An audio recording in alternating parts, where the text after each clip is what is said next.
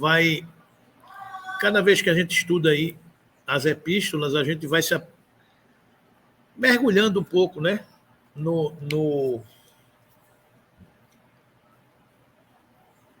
Na realidade, no momento, né? Se transportando, né? A gente conversava agora há pouco que a gente já passou por muitas transformações, por muitas transições. Então, imagine essa história, né? De 2000 anos que correm. E aí a gente fica... É até uma... A gente vai ver mais na frente, lá depois, a forma de estudar os evangelhos, né?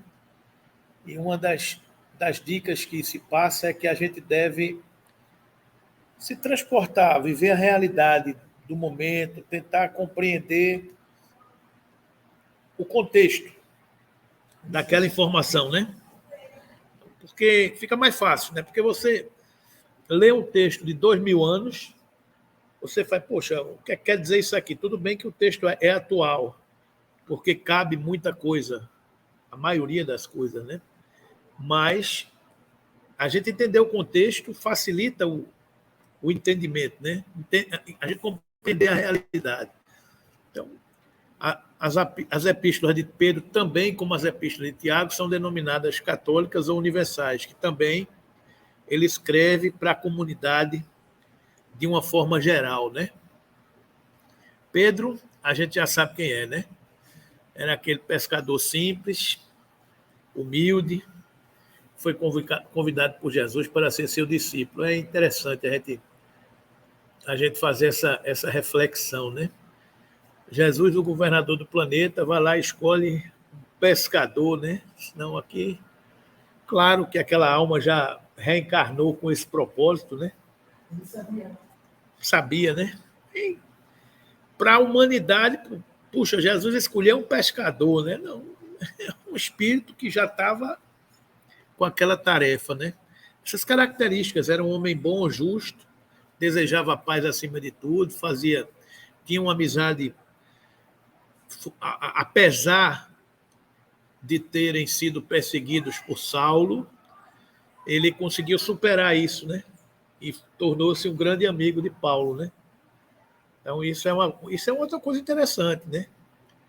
Como na vida da gente, a gente não tem... Bom dia, Vera, tudo bom? Como na vida da gente, a gente precisa aprender esses exemplos, né? De superação, né? Porque os apóstolos foram perseguidos por Saulo para ser preso, para ser apedrejado, para ser morto, né? E apesar de toda essa desconfiança, eles conseguiram fazer essa amizade sincera, leal, conseguiram sublimar tudo isso. E a gente, às vezes, na vida, a gente se decepciona com a pessoa, a gente fica triste com a pessoa, a gente se angustia, mágoa. A mágoa é uma coisa muito pesada, né? Muito complicado, né? A gente vive lutando com ela o tempo todo, né? Porque a mágoa é aquela sensação de que ela é uma repulsa, né? Eu me magoo com você. Então, toda vez que eu te vejo, eu te evito. Porque eu não quero te ver. Porque aquilo, o sentimento parece que é uma camada plástica, né? É uma dor que lembra, né? É o espinho da carne. Fica ali. Diz, ó, aquele cara tá ali, ó. Aquela figura tá ali. Eu me magoei com ele, ele se magoou comigo, então fica aquela coisa. E eles conseguiram superar essa mágoa, né? Conseguiram superar. E isso tudo é exemplo para a gente, né? Mas aí Marco, o Vinícius, é que a gente vê o quanto a gente ainda é imperfeito, né? Porque a gente não consegue se libertar plenamente disso, né? A gente, muitas vezes, a gente acaba renunciando de fazer algo porque há um empecilho, há alguém que não gosta da gente, ou alguém que a gente não gosta, e a gente acaba evitando de fazer o que deveria fazer por causa disso, né? Então, você vê, se Paulo e Pedro não tivessem superado essa situação, o que seria do cristianismo? Claro que haveriam de encontrar um plano B. Eles superariam, criariam um plano B. Mas se eles não tivessem superado essa rusga, né? Se os apóstolos não tivessem aceitado Paulo, não, eu não quero conversa com esse cara, não.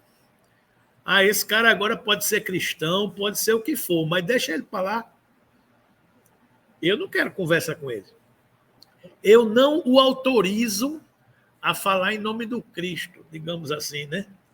Então, se houvesse essa contenda entre os apóstolos e Paulo, provavelmente a história do cristianismo tinha se dissipado, né? Então, a coisa é interessante essa reflexão de que às vezes a mágoa, a decepção, a tristeza faz com que a gente tome um caminho que depois a gente vai se arrepender por ele, por não ter tomado o caminho que devia ter tomado. Ou seja, a necessidade da superação de todas as mágoas. E todo dia a gente tem a oportunidade de fazer isso. Todo dia a gente tem a oportunidade de superar uma mágoa, perdoar alguém, ser perdoado, aceitar o perdão. No nosso cotidiano, quando nós paramos para pensarmos o quanto nós ganhamos. Sim. É isso que a gente explica. Vamos dizer, aqueles que procuram o caminho da luz do bem, começam a perceber, não é que eu era tão ligado, essa questão da moda, de uma moda, hoje eu não sinto essa situação. Superou, né? Isso é o contrário.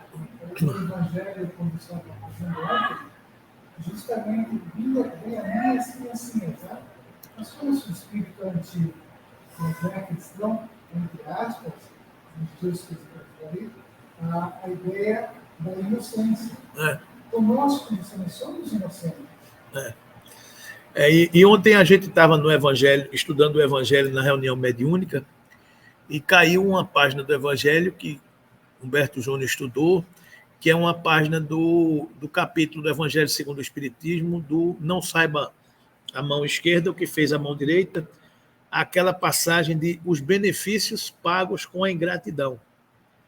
Então, tem um texto lá muito forte, quando ele diz que Deus permite a ingratidão para nos testar a perseverança do bem.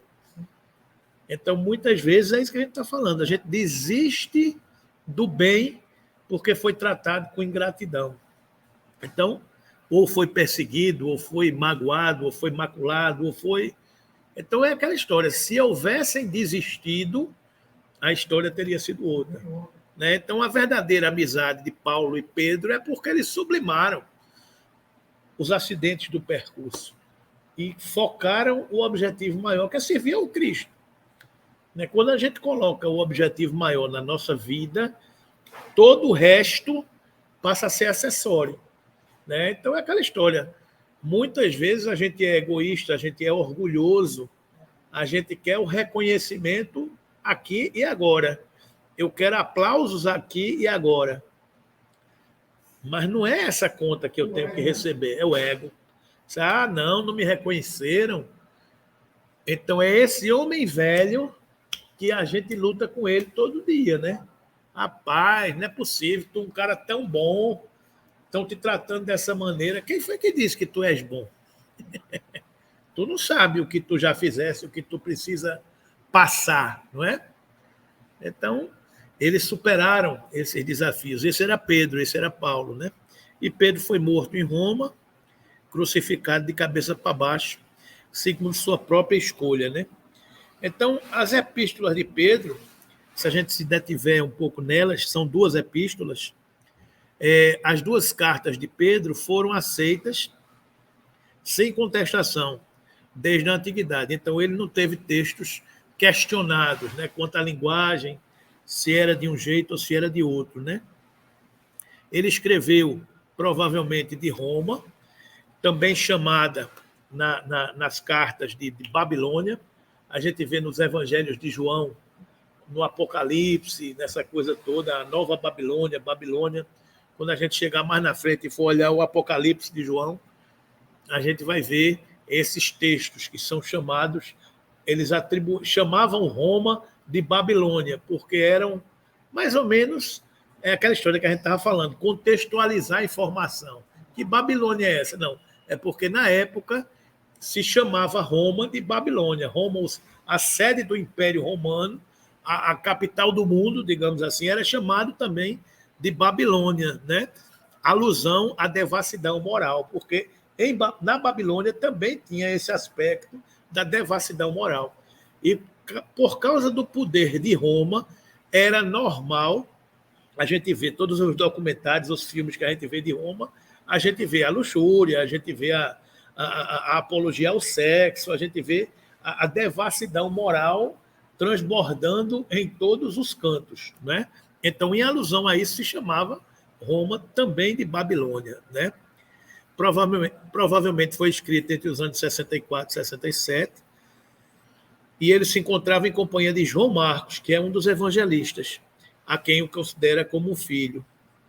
Ele escreve, aí a quem ele escreve, né? Aí o contexto da informação. Para quem Pedro escreve? Pedro escreve aos cristãos da diáspora. Diáspora é aquele movimento de espalhar, né? Abrir as várias igrejas, especificando o nome das 5 províncias que representam praticamente o conjunto da Ásia Menor. Então, a gente tem que lembrar também que não foi apenas Paulo que saiu fundando igrejas para os gentios. Os apóstolos do Cristo também viajaram e foram pregar. Houve uma diáspora. Quando Jesus partiu, digamos assim, vão. Então, os apóstolos, tanto é que quando a gente estudou aqui os apóstolos do Cristo, a gente viu que cada um deles foi crucificado, foi morto em uma determinada região do mundo, né? Santiago de Compostela, o apóstolo Tiago é São Tiago de Compostela, então foi lá na Espanha que ele partiu, né? André desencarnou naquela região da Costa Amalfitana, que eu descobri aqui estudando isso. Eu tive nessa catedral lá em Amalfi e não sabia que tinha sido um apóstolo do Cristo. Existe a informação de que ele está lá, os restos mortais dele estaria lá. Então, a Catedral de Amalfi é onde está, digamos assim, enterrado os restos mortais de André, que é um dos apóstolos, né? Então, cada um foi para um canto. Então, ele escreveu para essas 5 igrejas. A igreja de Ponto, da Galácia, da Capadócia, Ásia e Bitínia. Então, são lugarejos, cidades, vilas, que ele escreve a essas comunidades, né? Aí é que é interessante a gente se transportar para lá, para ouvir o que ele está dizendo a cada um de nós, né? O que diz do passado deles sugere que são convertidos do paganismo. Ou seja, a linguagem que Pedro usa na carta sugere que essas pessoas a quem ele escreve são recém-convertidos de igrejas pagãs, embora não se exclua a presença de judeus cristãos entre eles. Ele faz menção a sacrifícios de animais, a sangue de cordeiro imolado, ele faz referências nas cartas a textos e culturas utilizadas nas práticas pagãs. Então, ele faz essa referência nos textos, né? É por isso que eles escrevem em grego. E se esse grego simples, mais correto e harmonioso parece de qualidade boa demais para o pescador galileu, conhecemos o nome do discípulo secretário que pode tê-lo assistido na redação, Silvano, porque num determinado texto da epístola de Pedro, ele menciona o nome de um secretário, de um ajudante, que é Silvano, que ninguém sabe quem é, mas é um cara, é um espírito que ajudou Pedro a escrever o texto, né?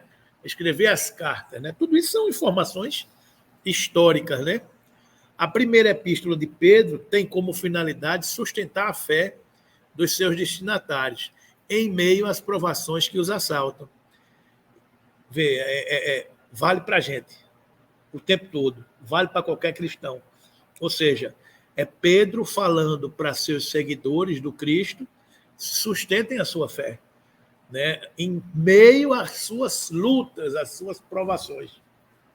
É claro que as provações que eles sentiam, há 2000 anos atrás são de natureza diversa das provações que nós sentimos hoje. Né? Então, hoje, como Divaldo dizia um dia desse, eu ouvi um texto dele, ele dizia, antigamente os cristãos morriam pelo Cristo. Então, o desafio do cristão era morrer nas arenas, ser devorado pelas feras. Hoje, o desafio é viver pelo Cristo.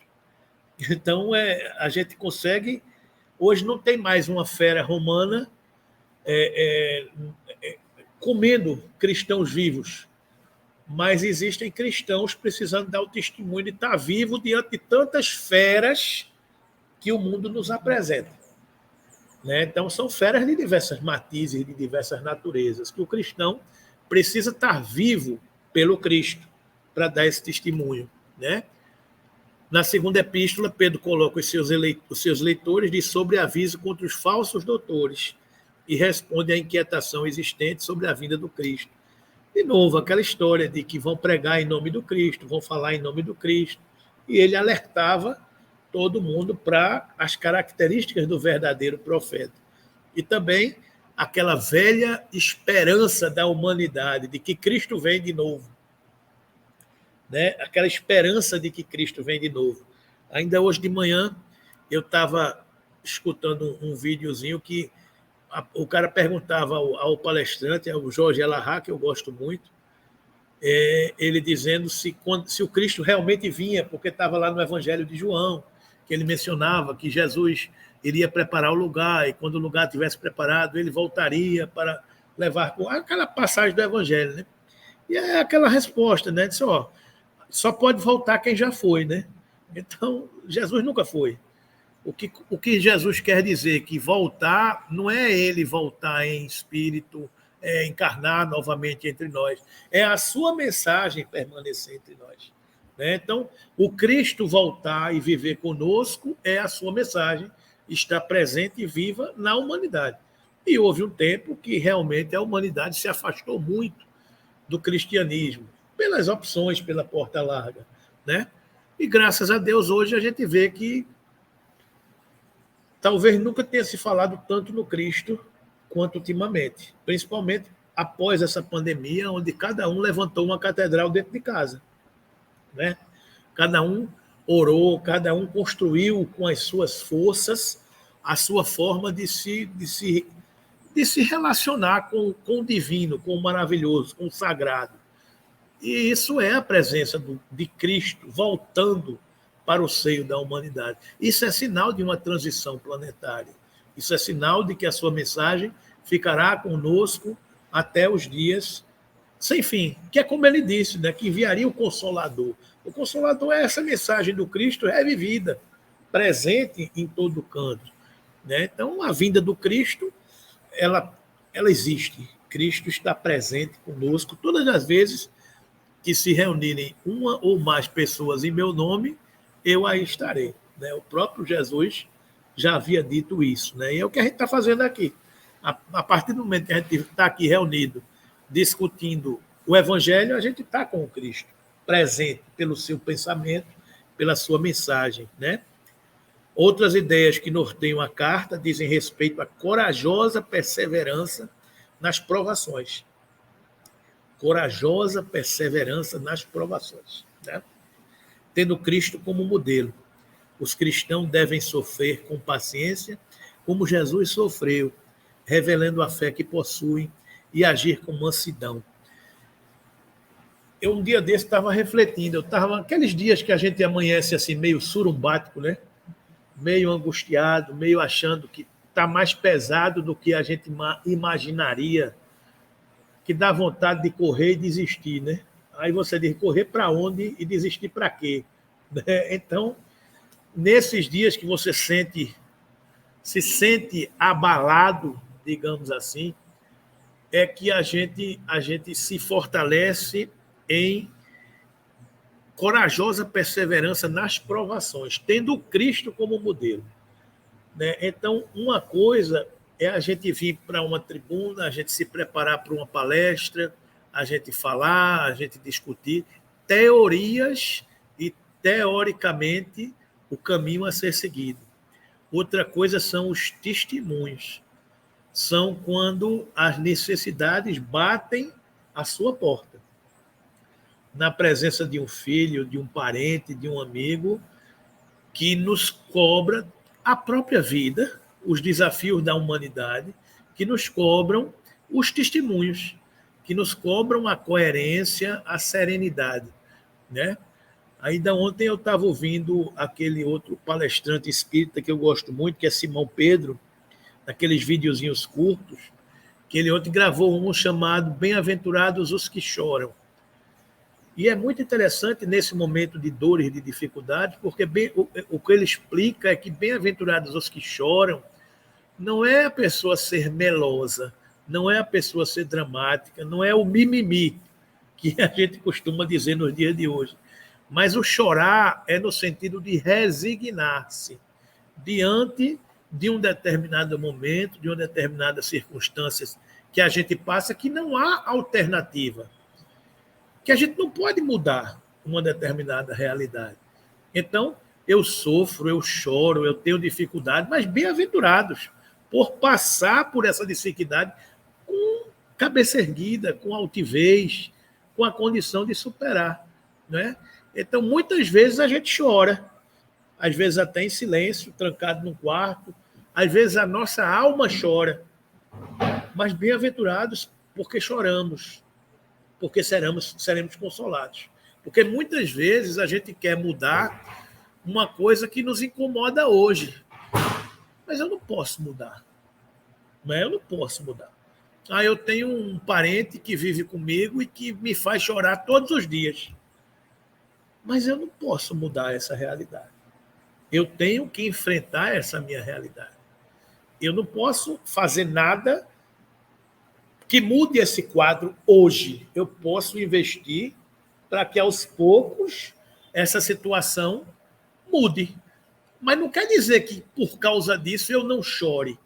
Não quer dizer que, por causa disso, eu não sofra. Não quer dizer que, por causa disso, eu tenha que estar sorrindo e me achando a pessoa mais forte do mundo. Não. Eu sofro. Eu me amarro, eu fico triste. Eu fico... Agora, eu preciso ter resignação diante do sofrimento. Eu preciso entender que Cristo está presente nas nossas vidas. Ele não nos abandona, ele nos fortalece. Então, a presença de Pedro nessas cartas é sempre esse refrigério, passando essa mensagem de esperança, passando essa postura de esperança, dizendo, está difícil, está pesado, segura a onda que vai passar. Nós estamos aqui, nada como um dia atrás do outro. A gente vai em frente, a gente vai vencer, vá fazendo a sua parte que o céu vai te ajudar. Então é aquele papel do cara que está correndo uma maratona e a torcida está do lado de fora. Vamos, vamos, vamos, vamos. Porque não quer que a gente desista. A gente está correndo aquilo ali, então é a corajosa perseverança nas provações, né? Tendo Cristo como modelo, vendo o que ele já passou, né? E os cristãos devem sofrer com paciência, como Jesus sofreu, revelando a fé que possui, agir com mansidão. As duas epístolas de Pedro destacam a importância de suportarmos com bom ânimo as provações e a convivência fraterna. Para o sucesso desta empreitada, é necessário que identifiquemos os males da vida e suas origens. É aquela história, não sei se eu comentei aqui na semana passada. Querer bem ou querer o seu bem são coisas diferentes, né? É aquela situação de que o pai quer o bem dos seus filhos. Por isso que ele educa com rigidez. Porque ele sabe que se ele for apenas que eu quero bem a meu filho, então eu vou fazer tudo que ele quer. Vou fazer todos os gostos. Vou comprar tudo que ele quer. Vou criar uma criança mimada. Essa criança mimada pode se tornar um adulto complicado, carente, cheio de dificuldades. Então, é diferente querer bem do querer o bem, né? Então, os nossos mentores espirituais se alegram com a nossa coragem e capacidade de enfrentar as nossas dores, porque eles sabem que se a gente enfrentar, a gente superar, a gente resistir, a gente está crescendo, a gente está superando, a gente está se fortalecendo. É diferente de dizer, não, eu vou passar a mão na cabeça, não, eu vou bichinho. Não tem bichinho, porque é importante que a gente identifique os males da vida e suas origens. Qual é a origem das nossas dificuldades? São criadas, a doutrina espírita nos esclarece que as nossas dificuldades de hoje ou foram criadas por mim ontem, ou são exercícios para me fortalecer para o amanhã. Ou são as duas coisas. Né? Eu posso estar passando hoje por algo que eu deixei de fazer ou fiz mal feito ontem. Então, eu vou precisar disso para superar isso.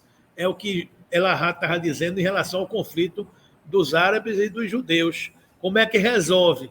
Aí ele diz, fazendo o judeu nascer como árabe e o árabe nascer como judeu. Para poder você começar a sentir na pele a realidade um do outro. Porque muitas vezes a gente julga e critica o vizinho, ou o parente, ou o amigo, porque não sabe a dor que ele sente. Como é que você faz para sentir a dor dele? Nasça na posição que ele tem. E vice-versa. Aí você vai construindo esses porquês, né? Você está falando me faz recordar algo que o André falou uma vez aqui. Não fuja das suas imperfeições. Em frente, porque aí você vai saber que realmente não deve fazer aquilo que você vinha fazendo. Isso. Você tem que mudar a tua forma de ser. Não é fugir do que você Não, porque isso precisa ser trabalhado, né? Sim. Você precisa trabalhar, ou por que eu sou imperfeito, né? Então, as principais ideias dos ensinos de Pedro, das epístolas de Pedro, primeiro, a exortação a uma vida santificada.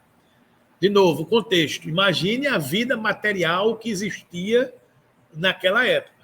Se hoje já é uma coisa meio complicada, imagine os desafios daquele momento. Então, ele falava para os cristãos convertidos, vivam a vida santificada. Portanto, cingindo os lobos do vosso entendimento, sede sóbrios e esperai inteiramente na graça que se vos ofereceu na revelação de Jesus Cristo, como filhos obedientes, não vos conformando com as concupiscências que antes havia em vossa ignorância. Mas como é santo aquele que vos chamou, sede vós também santos em toda a vossa maneira de viver. É um convite à transformação moral. É um convite a essa transformação. Não mais se conforme com as coisas banais do corpo, da carne, da matéria.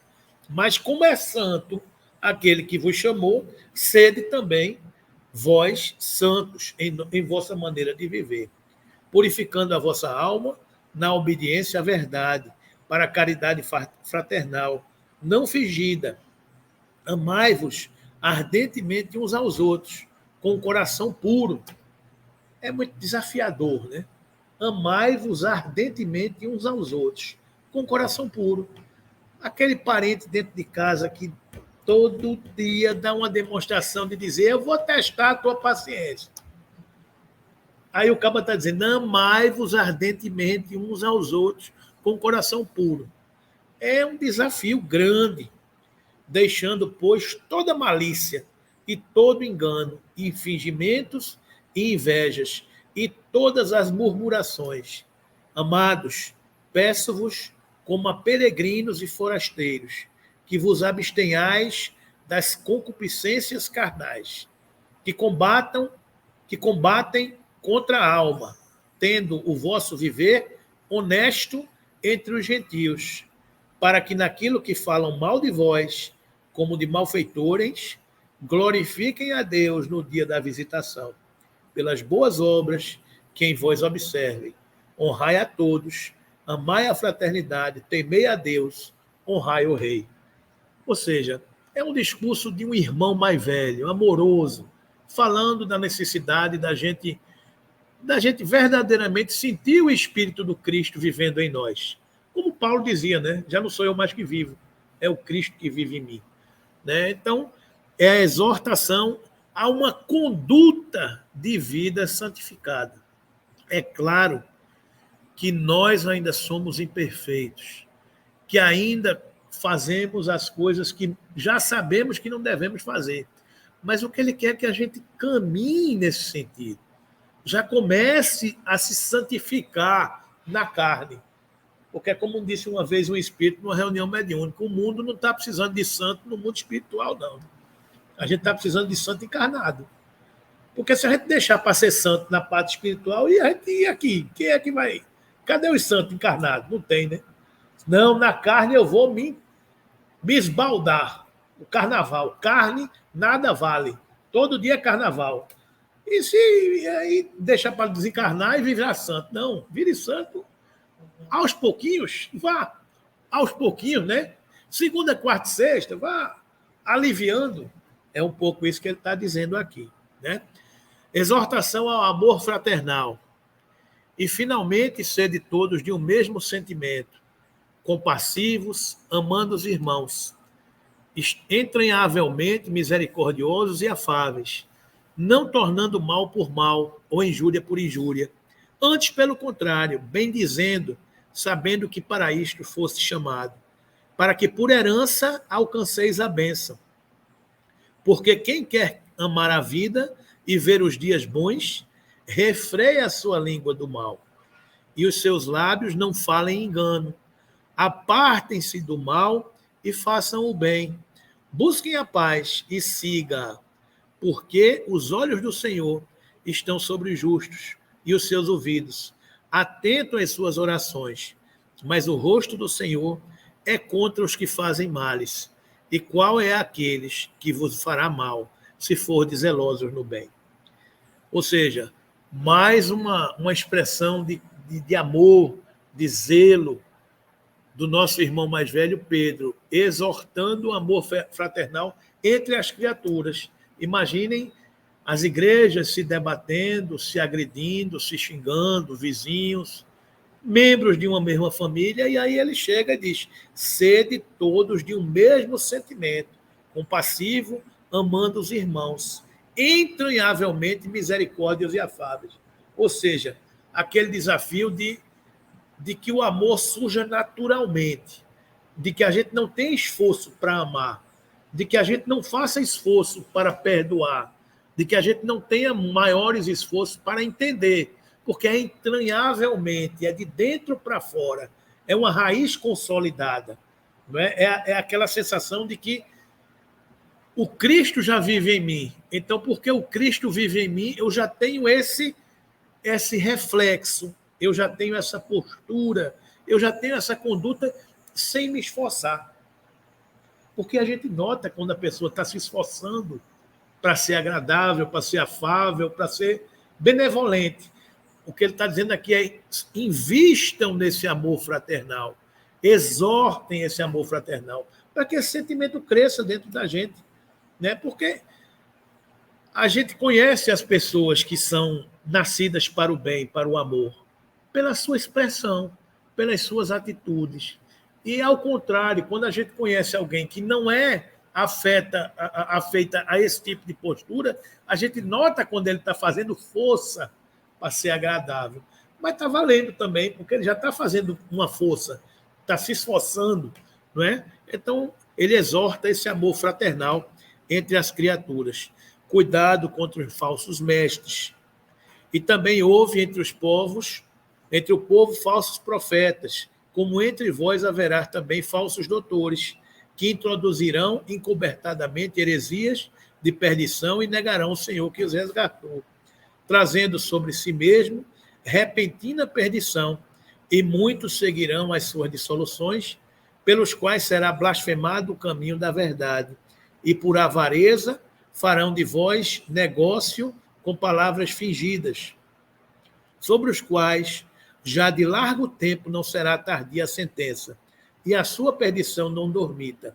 Estas são fontes sem água, nuvens levadas pela força do vento, para os quais a escuridão das trevas eternamente se reserva, porque falando coisas muito arrogantes de vaidades, engodam com as concupiscências da carne e com dissoluções aqueles que se estavam afastando dos que andam em erro, prometendo-lhes liberdade, sendo eles mesmos servos da corrupção, porque de quem alguém é vencido, do tal faz-se também servo.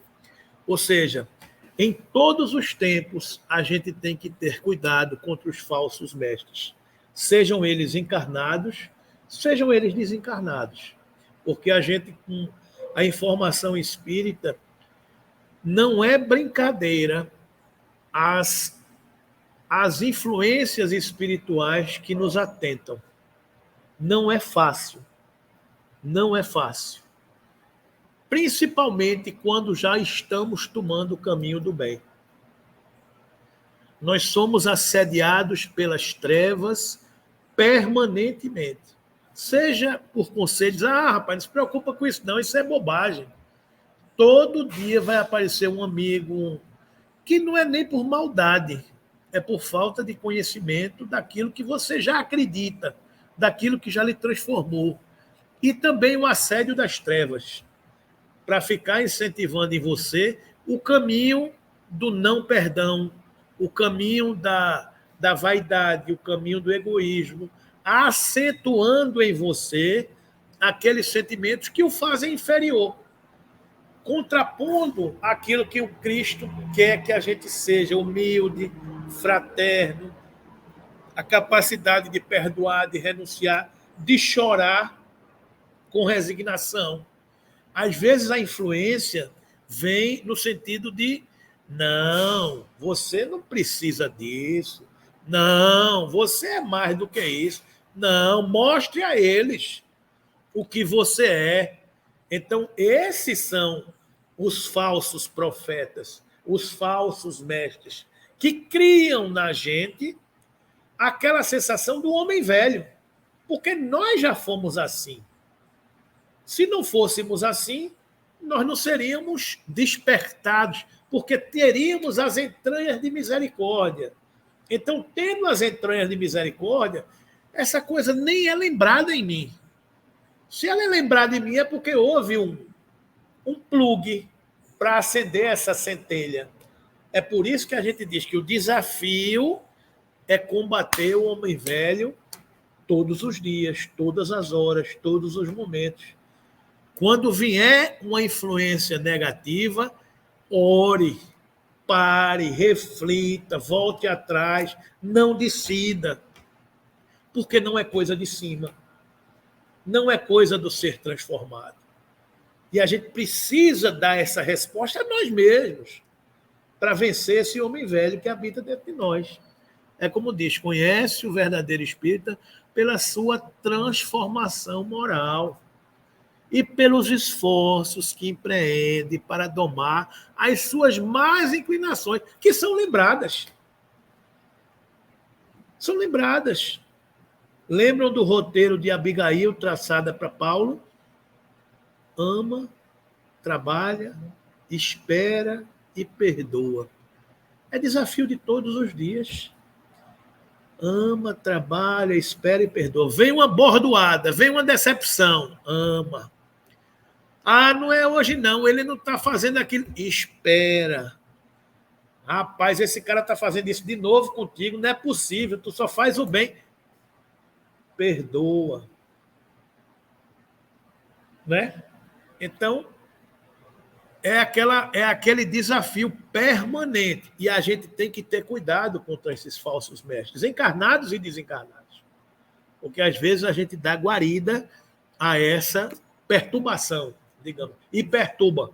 Esses desafios permanentes, quem trabalha com Manuel coloca, se ele não ouvisse do fundo, não fica tranquilo, porque vai ver isso do aula. Claro, são vários. E aquela história, Vinícius, você lembra bem, porque é o reflexo. É o reflexo. Porque você cai. Qualquer coisa, você cai de novo, você cai de novo, você cai de novo. O reflexo é que lhe liberta. É aquela atitude pacífica, permanente de eu vivo como Cristo. É um desafio enorme. E talvez a gente não consiga em 1, 2, 3, 4, 5 encarnações. Mas é um caminhar, né? É um propósito. A vinda do Senhor. Agora, às vezes as coisas são tão sutis que a gente não se vê, a gente não se percebe. Não. Quando eu comecei a fazer o evangelho, assim, aí muita gente participando e tal. Aí agora os casos estão abertos, muita pessoa, às vezes algum conhecido, alguma amiga, alguém fala, olha, eu não estou bem, está acontecendo isso, olha, vai na casa do filho, olha, está funcionando, faça atendimento, agora tem que frequentar. Aí a pessoa some, aí você liga, ó, e aí, como você está? Vi você na casa, sentiu, o que está acontecendo? Ah, ele não estava bem. Então, eu acho engraçado isso, a pessoa fala assim, eu não estava bem, por isso eu não fui, não olhei, porque eu não estava bem. As pessoas, Vera, você lembra muito bem isso, porque as pessoas ainda acham que religião é um artigo de farmácia. Que não é um artigo de farmácia. Você está com dor de cabeça, você vai na farmácia e compra um analgésico. E quando a dor passa, você não precisa mais ir para a farmácia. Religião, religiosidade, é um estado permanente de transformação. Ela não é atuar na consequência, é ela tratar na saúde integral. A saúde integral é você não adoecer. É você não precisar da farmácia. Porque você é saudável. Tu entendeu a nuance aí, aquela história? Eu estou sofrendo, então eu vou na casa espírita tomar passe. Quando a gente abrir aqui o salão ali de passe individual, vai encher muito mais. Porque as pessoas vão tomar passe como se fosse um comprimido que você toma 2 vezes ao dia e que você vai ficar bom. Porque é a cultura do aqui e agora.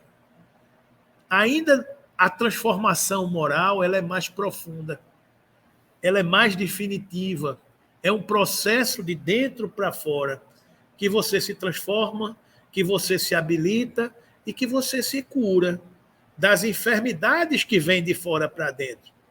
Então, até despertar leva muito tempo. Até despertar leva muito tempo. E a gente não pode cobrar das pessoas que elas despertem da noite, porque elas não vão despertar. Não vão. Não nos frustremos, porque não vão despertar. Ainda é um analgésico, ainda é um Tilenol e uma Novalgina. Né? Ainda é. Porque vai lá e toma um, passa. Quantas vezes eu vou tomar? Não, tomo durante 3 semanas. Senão, em 3 semanas terminou o tratamento. Até a pessoa descobrir que o tratamento é a encarnação, ela vai dar uma carreira se ela descobrir que o tratamento chama-se reencarnar. O tratamento não é 2 sessões de passe, 5 sessões de palestra, 2 litros de água fluidificada. O tratamento é reencarnar, querido. E viver com todos os desafios da encarnação.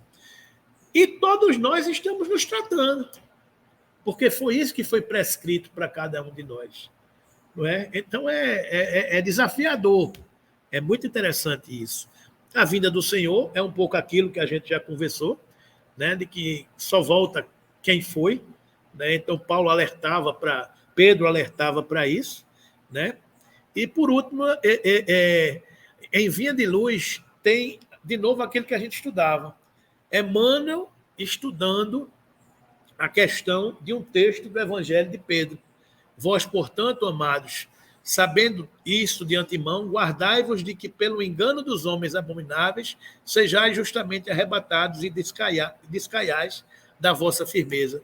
Aí Emmanuel faz esse comentário no livro Vinha de Luz, item 43, vós, portanto, quando ele diz que o discípulo de Jesus, bafejado pelos benefícios do céu, todos os dias, que se rodeiam de esclarecimentos e consolações, luzes e bênçãos, deve de saber de antemão quantos lhe compete realizar em serviço e vigilância. E caso aceite as ilusões dos homens abomináveis, agirá sob responsabilidade que lhe é própria, entrando na partilha das aflitivas realidades que o aguardam nos planos inferiores. Ou seja, Emmanuel diz o seguinte, você que já conhece o Cristo, se você cair em tentação, a responsabilidade é sua. Você já sabe. A gente pode mais ter o privilégio de dizer, eu não sabia. Nós já sabemos, né? Então, está aí o Evangelho de Pedro, que eu gostaria de ter estudado com vocês no dia de hoje. É como eu digo aqui, o desafio desses estudos do EAD não é a gente se aprofundar detidamente nos textos, é despertar a curiosidade do que existe, do esforço da espiritualidade maior, para a gente entender todo o amor derramado pelo Cristo, pela humanidade, né? Então, isso é fascinante. Todas as vezes que a gente estuda isso, a gente vê a quantidade de amor envolvido, né? É muito grande para que todos nós despertemos e vivamos uma vida melhor. Então, vamos encerrar por hoje.